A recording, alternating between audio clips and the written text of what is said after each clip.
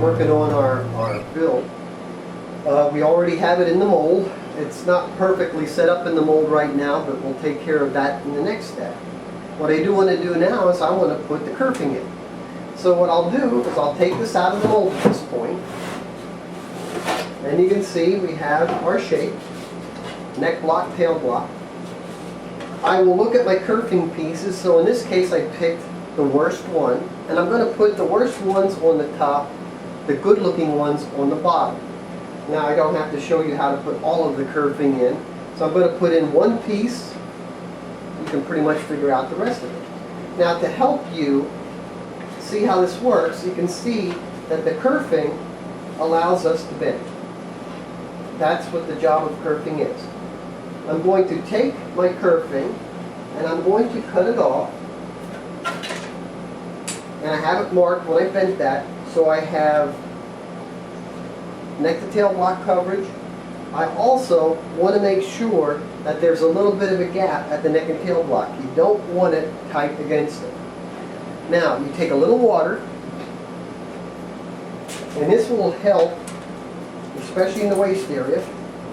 Take a little bit of water, and we're going to work this in here, and I'm just going to let that soak a little bit. And I can rub it between my thumb and finger, much like we used to do with ribbons during Christmas. And you can actually feel that kerfing, that little solid piece back here, start to soften. And once that happens, I can put this in, get it in there, and I can feel how it's going in. Now, I told you you don't want to be very tight on your neck and tail block. So you can see at this point, there's a little bit of a gap here, and a little bit of a gap there. At the same token, I want this to fit flush. I'm going to have to take a piece out. And what I will do is I'll take a piece off at the tail. And that's just a matter of popping this off. So now that this is wet, I'm going to put a thin layer of glue. And a lot of people use too much glue, and some people use not enough glue. The best advice I can give you is that when you're spreading your glue out, you want to see the glue, but at the same token, you want to be able to see wood underneath the glue. So if you just see the glue there and you can't see wood underneath, you probably have too much glue. Same token, if you see wood and you don't see a lot of glue, well, maybe you're a little thin. So you can see here, I have a nice coverage of glue. You can see how much glue's here. So there you can take a look. There's a nice coating of glue. I'm going to start right at the tail. I'm leaving it a little proud of my side. And I'm going to start right here at the waist. And I'm going to start with some pretty beefy connectors here. There's some people that use clothespins. This is not rocket science. All you need to do is clamp it in there. And I do like to have it just a hair proud on my side. We rough trued this when we bent this a little while ago in the first chapter. We bent this and we trued everything up on the drive to the bus rig there. And what I'm doing is I'm kind of squeezing this in with my fingers while pushing with my thumb. I want my kerfing to be nice and tight, and I'm going to show you in a minute.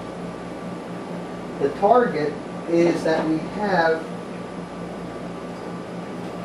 here at the bottom, the kerfing is nice and tight against the side. We don't want a lot of gap.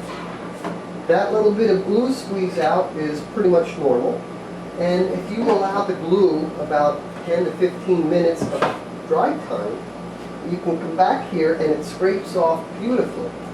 If you get on it too soon, you can actually smear the glue around pretty good. So don't be afraid to give the glue 10-15 minutes. The best term I can use is boogified. I mean, once it gets a little snuggy like that and it rolls up, it comes off of the wood very clean. And then after the kerfing would be in, and that will be in the next video, we're going to be talking about side support bracing.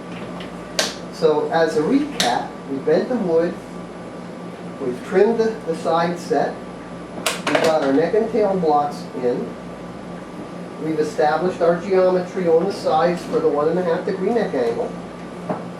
You can see I have a little bit of gap at the neck and the tail block. And you can see I've used a number of clamps. And if you look close here, you can see everything is nice and tight on the inside. Nice and clean. And you notice how I'm clamping down here on the angle. That's important. You want to clamp on the angle. You don't want to clamp on the flat. Again, you can get a good look here of the profile that we're using. And this here, I love this kerfing over the regular triangular kerfing because that is going to give me about 1/4 inch of removal for truing up my kerfing to the side set. So I'm going to have a good even gluing surface for my top and my back. And that is basically all we have to do. In about 1/2 hour you could pull this off to the other side, or you can continue and do all 4 sides. And we'll show you how to do the side support bracing. That will be the next step. So you can see neck block, tail block, trued up, kerfing, side support braces. That will be next.